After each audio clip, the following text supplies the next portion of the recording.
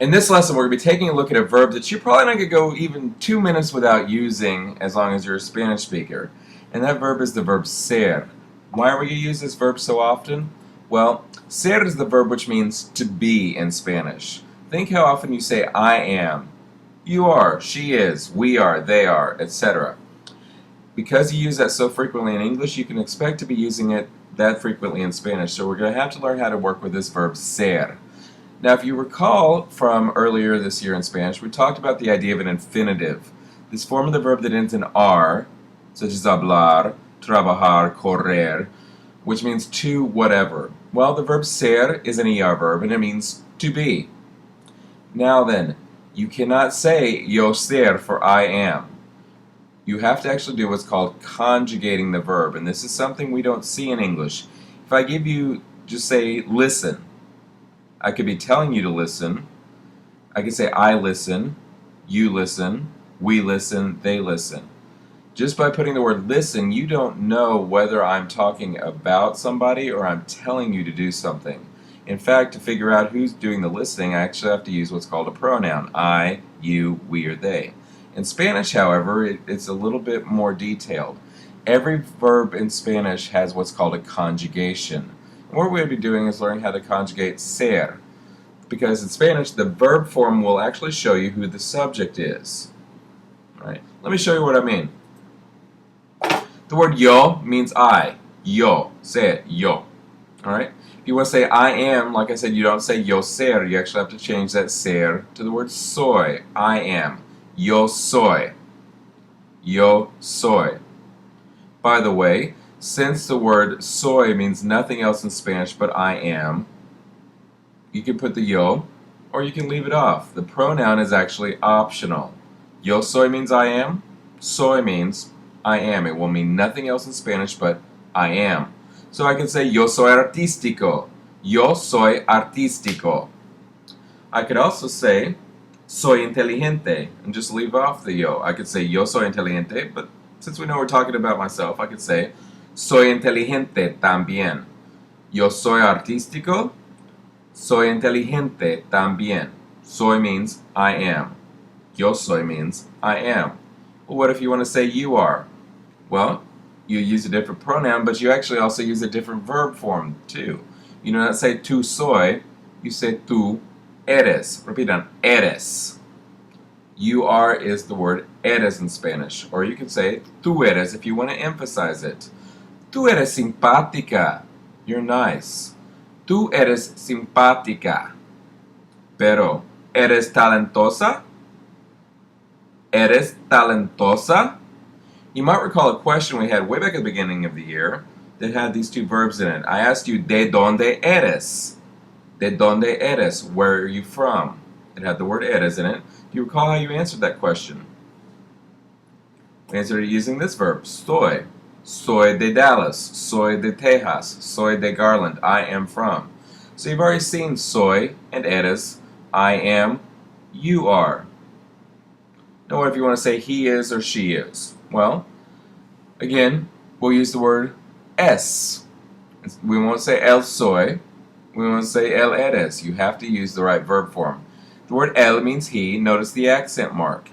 Tu and el, when they're pronouns, both have accent marks because they mean something else when they don't. So remember to write your accent marks over the word tu and over the word el.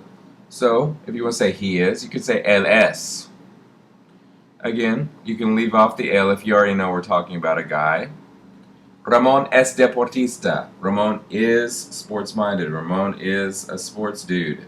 Ramon es deportista is. Because we know we're talking about him, a him, we're going to use the word es. También, él es trabajador. If we know we're talking about Ramon, we can leave off the el and just say también es trabajador. It's never wrong to put the pronoun el. Sometimes it helps to clarify. Es means he is. Oh. However, es can also mean she is.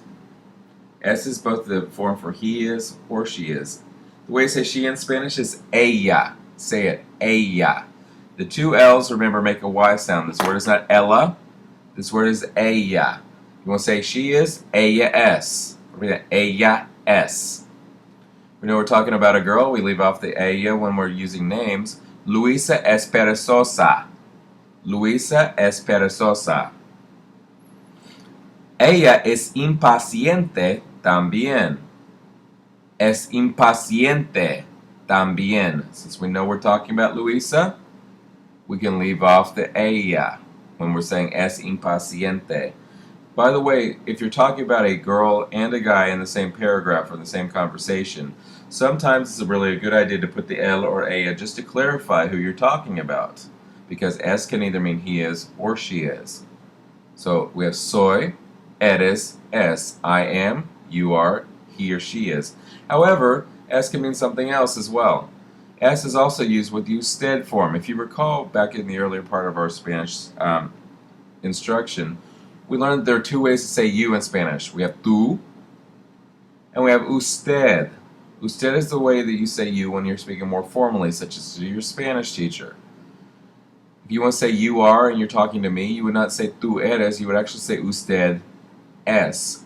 The usted form will always be the same as the el or ella form. So it can mean, es can mean he is, it can mean she is, or if you're speaking formally to somebody, it can mean you are. Let's take an example. If you're talking to me, you would say, Señor, usted es muy inteligente.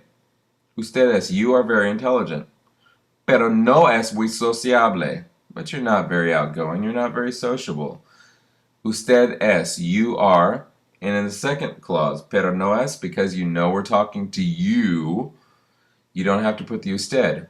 Can you put it? Sure, but it's not required. So es can either mean he is, can mean she is, or it can mean you are if you're speaking formally. Because of this, it's a good idea often to put those pronouns, the el, the ella, usted, just to keep clear who you're talking about. And remember, it's never wrong to put the pronouns. One other thing, es can also mean it is.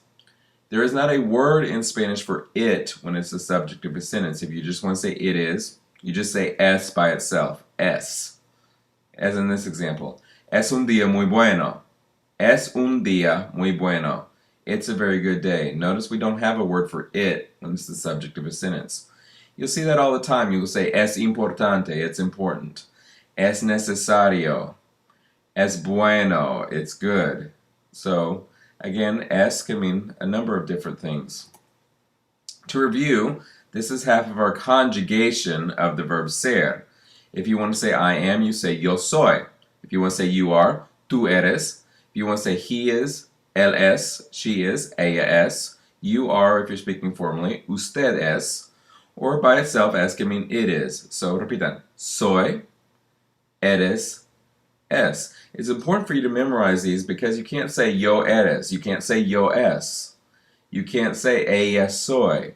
Each of these means a very specific thing. Soy, eres, es. One last thing. If you want to make all these negative, you just put a no right in front of the verb, just like you did with no me gusta. Alright. No soy. I'm not. No eres. You are not. No es. He isn't, she isn't, you aren't, or it's not. No soy, no eres, no es. And that is the half of the conjugation of this verb ser, which means to be.